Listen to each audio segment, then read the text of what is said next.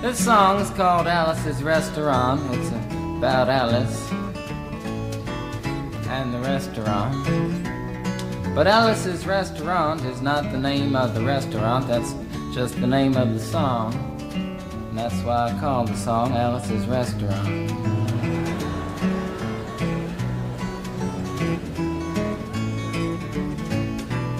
You can get anything you want at Alice's Restaurant.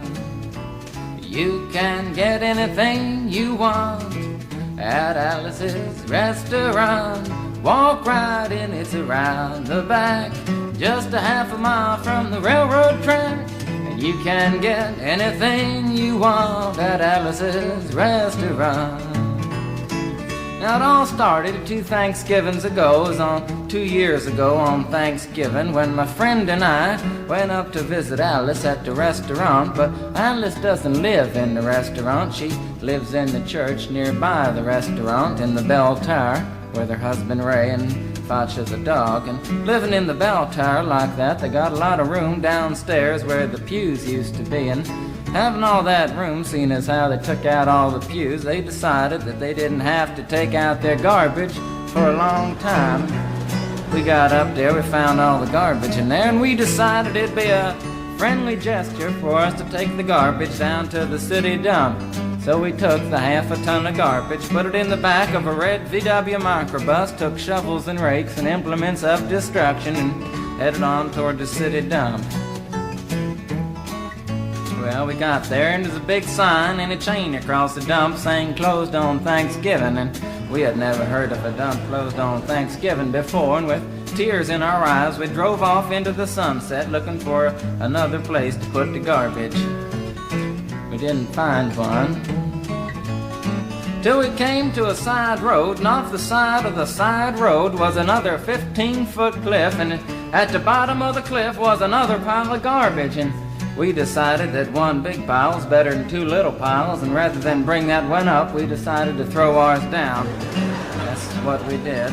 Drove back to the church, had a Thanksgiving dinner that couldn't be beat, went to sleep and didn't get up until the next morning when we got a phone call from Officer Obie. He said, "Kid, we found your name on an envelope at the bottom of a half a ton of garbage, and just wanted to know if you had any information about it." And I said, "Yes, sir, Officer Obie, cannot tell a lie. I put that envelope under that garbage." After speaking to Obie for about 45 minutes on the telephone, we finally arrived at the truth of the matter and said that we had to go down and pick up the garbage, and also had to go down and speak to him at the police officer station. So we got in the red VW microbus with the shovels and rakes and implements of destruction, headed on toward the police officer station. Now, friends, there was only 1 or 2 things that Obie could have done at the police station, and the first was that he could have given us a medal for being so brave and honest on the telephone, which wasn't very likely, and we didn't expect it. Another thing was that he could have bawled us out and told us never to be seen driving garbage around the vicinity again, which is what we expected. But when we got to the police officer station, there was a third possibility that we hadn't even counted upon, and we was both immediately arrested, handcuffed. And I said, "Obie, I don't think I can pick up the garbage with these handcuffs on." He said, "Shut up, kid. Get in the back of the patrol car," and that's what we did. Sat in the back of the patrol car and drove to the, quote, scene of the crime, unquote. I want to tell you about the town of Stockbridge, Massachusetts, where this happened. Here they got 3 stop signs, 2 police officers and 1 police car. But when we got to the scene of the crime, there was 5 police officers and 3 police cars, being the biggest crime of the last 50 years, and everybody wanted to get in the newspaper story about it. And they was using up all kinds of cop equipment that they had hanging around the police officer station. They was taking plaster tire track footprints, dog-smelling prints, and they took 27 8x10 color glossy photographs with circles and arrows and a paragraph on the back of each one explaining what each one was to be used as evidence against us. Took pictures of the approach, the getaway, the northwest corner, the southwest corner, and that's not to mention the aerial photography. After the ordeal, we went back to the jail. Obie said he was going to put us in the cell. Said, "Kid, I'm going to put you in the cell. I want your wallet and your belt." And I said, "Obie, I can understand you want my wallet so I don't have any money to spend in the cell, but what do you want my belt for?" And it said, "Kid, we don't want any hangings." I said, "Obie, did you think I was going to hang myself for littering?" Obie said he was making sure, and friends Obie was, 'cause he took out the toilet seat so I couldn't hit myself over the head and drown. And he took out the toilet paper so I couldn't bend the bars, roll the toilet paper out the window, slide down the roll and have an escape. Obie was making sure, and it was about 4 or 5 hours later that Alice, remember Alice? It's a song about Alice. Alice came by and with a few nasty words to Obie on the side, bailed us out of jail. We went back to the church, had another Thanksgiving dinner that couldn't be beat, and didn't get up until the next morning when we all had to go to court. We walked in, sat down. Obie came in with a 27 8x10 colored glossy pictures with the circles and arrows and a paragraph on the back each one. Sat down. Man came in, said, "All rise." We all stood up, and Obie stood up with the 27 8x10 colored glossy pictures, and the judge walked in, sat down with the seeing-eyed dog, and he sat down. We sat down. Obie looked at the seeing-eyed dog. Then the 27 8x10 colored glossy pictures with the circles and arrows and a paragraph on the back of each one, and looked at the seeing-eyed dog. And then the 27 8x10 colored glossy pictures with the circles and arrows and a paragraph on the back of each one, and began to cry, 'cause Obie came to the realization that it was a typical case of American blind justice, and there wasn't nothing he could do about it. And the judge wasn't going to look at the 27 8x10 colored glossy pictures with the circles and arrows and a paragraph on the back of each one, explaining what each one was to be used as evidence against us. And we was fined $50 and had to pick up the garbage in the snow, but that's not what I came to tell you about. Came to talk about the draft. We got a building down New York City. It's called Whitehall Street, where you walk in and you get injected, inspected, detected, infected, neglected, and selected. I went down to get my physical examination one day, and I walked in, I sat down, got good and drunk the night before, so I looked and felt my best when I went in that morning. 'Cause I wanted to look like the all-American kid from New York City. Man, I wanted to feel like I wanted to be the all-American kid from New York. And I walked in, sat down, I was hung down, brung down, hung up, and all kinds of mean, nasty, ugly things. And I walked in, I sat down, they gave me a piece of paper, said, "Kid, see the psychiatrist, room 604. And I went up there, I said, "Shrink, I want to kill." And I want to kill. I want to see blood and gore and guts and veins in my teeth. Eat dead, burnt bodies. I mean, kill. And I started jumping up and down, yelling, "Kill!" And it started jumping up and down with me, and we was both jumping up and down, yelling, "Kill!" And the sergeant came over, pinned a medal on me, set me down the hall, said, "You're our boy." And didn't feel too good about it.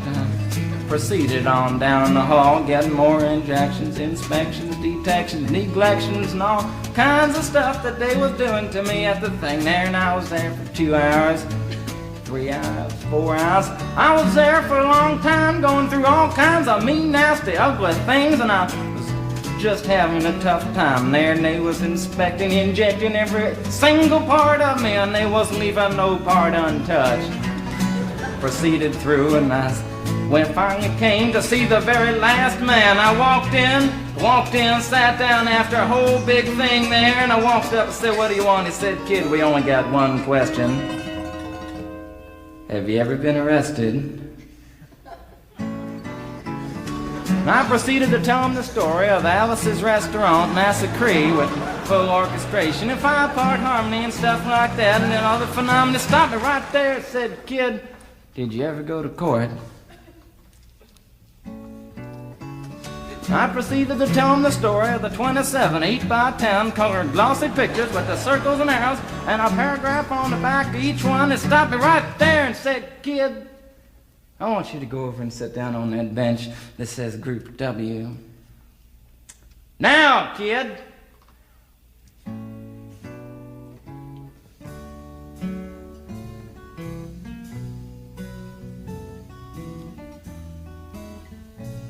And I walked over to the bench there, and there's Group W is where they put you if you may not be moral enough to join the army after committing your special crime. And there was all kinds of mean, nasty, ugly-looking people on the bench there. There's mother rapers, father stabbers, father rapers sitting right there on the bench next to me, and it was mean and nasty and ugly and horrible and crime-fighting guys are sitting there on the bench. And the meanest, ugliest, nastiest one, the meanest father raper of them all, was coming over to me, and he was mean and ugly and nasty and horrible and all kinds of things. And he sat down next to me and said, "Kid, what'd you get?" I said, "I didn't get nothing. I had to pay $50 and pick up the garbage." He said, "What were you arrested for, kid?" And I said, "Littering." And they all moved away from me on the bench there, and the carry eyeball and all kinds of mean, nasty things, till I said, "And creating a nuisance," and they all came back, shook my hand, and we had a great time on the bench talking about crime, mother stabbing, father raping, all kinds of groovy things that we was talking about on the bench. And everything was fine. We were smoking cigarettes and all kinds of things until the sergeant came over, had some paper in his hand, held it up and said, "Kids, this piece of paper's got 47 words, 37 sentences, 58 words. We want to know details of the crime, time, the crime, and that kind of thing. You got to say pertaining about the crime, want to know the rest of the officer's name, and that kind of thing. You got to say." And it talked for 45 minutes, and nobody understood a word that he said, but we had fun filling out the forms and playing with the pencils on the bench there. And I filled out the massacre with the 4-part harmony and wrote it down there just like it was, and everything was fine. And I put down a pencil and I turned over the piece of paper, and there on the other side, in the middle of the other side, away from everything else on the other side, in parentheses,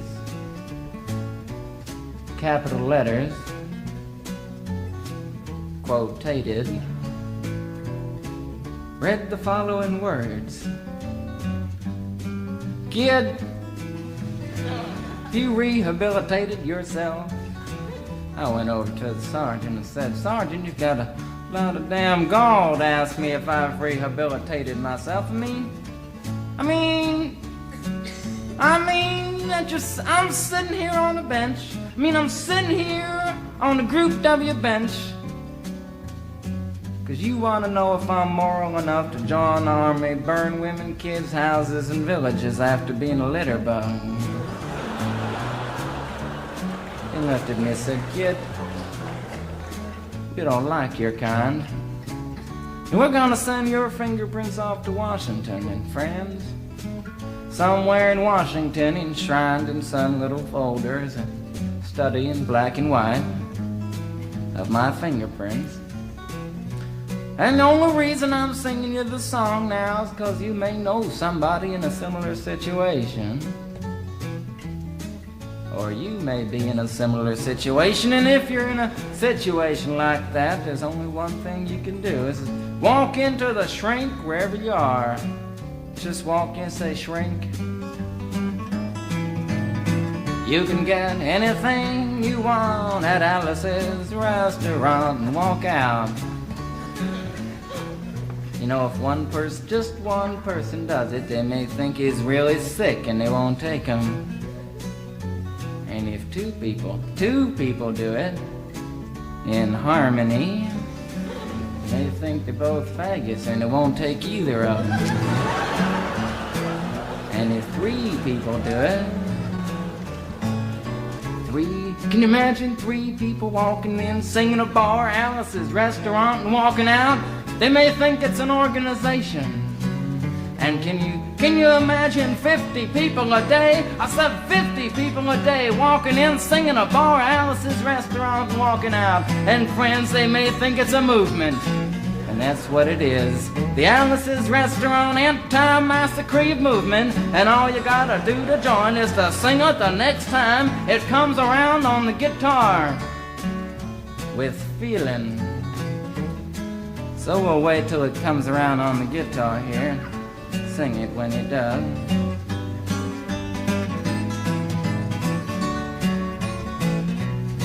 Here it comes. You can get anything you want at Alice's Restaurant. You can get anything you want at Alice's Restaurant. Walk right in, it's around the back, just a half a mile from the railroad track. And you can get anything you want at Alice's Restaurant. That was horrible. If you want to end war and stuff, you gotta sing loud. You could put a lot. I've been singing the song now for 25 minutes. I could sing it for another 25 minutes. I'm not proud or tired. So we'll wait till it comes around again, and this time with 4-part harmony and feeling. We're just waiting for it to come around is what we're doing.